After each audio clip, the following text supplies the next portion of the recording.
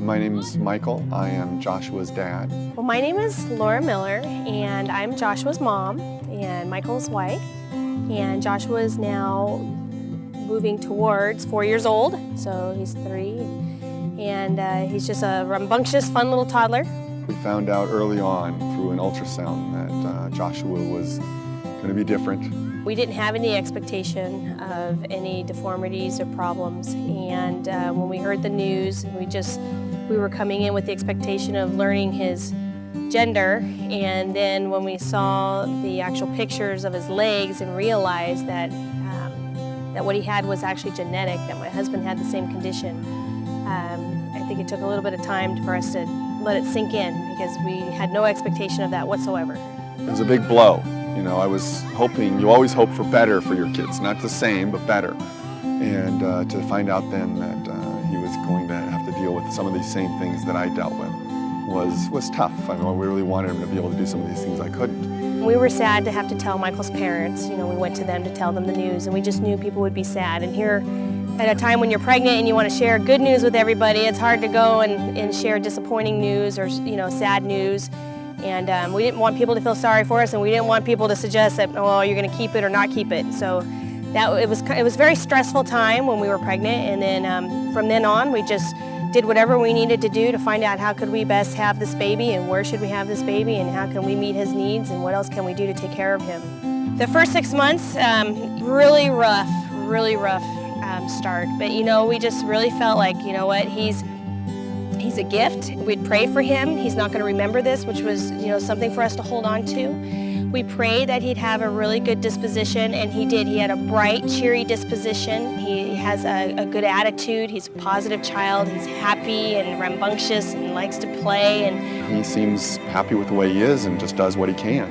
And as it turns out, he can do everything every other kid can do. That has been neat with Challenged Athletes Foundation. Really gets you into, provides opportunities and prosthetics for participating in sports, and that has been huge. And America's Christian Credit Union has actually helped us out with that and raise money for CAF. And so Josh is already getting an opportunity to give back and participate in helping others. So that has been neat. You know, most kids don't get to experience that until later on, but he's already helping not only raise money, but also just be an example.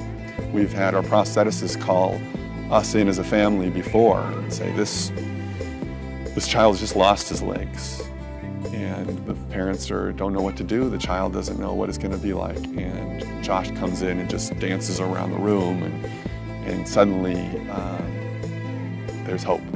I'm hoping that no matter what situation you're in, whatever what you're faced with,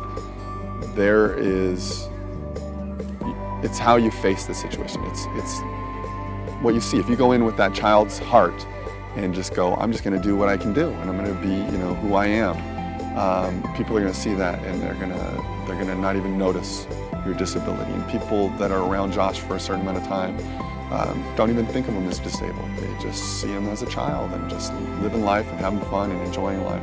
But I'm also hoping that he will be an inspiration for others. He's too young to understand exactly what he means or can mean to people, but I think he'll get it, and I think he's already partway there.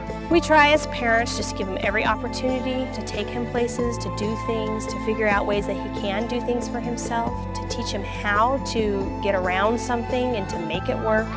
And I think that as he grows up, he's going to learn how to make things work for himself. When Joshua gets older, he'll have more options available to him because he's had more opportunities to choose to either be athletically involved or to share his story, or, you know, to be active with something, you know, maybe from his intellect. So we're really excited about what the future holds for him.